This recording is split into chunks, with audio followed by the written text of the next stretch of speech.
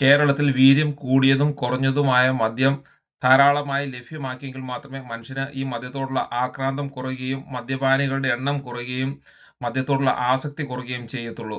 അല്ലാതെ ഒരു കള്ളോ ഒരു തെങ്ങോ പനയോ ചെത്തിക്കഴിഞ്ഞിട്ടുണ്ടെങ്കിൽ കിട്ടുന്ന 8-10 ലിറ്റർ കള്ളുകൊണ്ട് കേരളത്തിലുള്ള ആളുകൾക്ക് ആവശ്യമായ മദ്യം ലഭിക്കില്ല.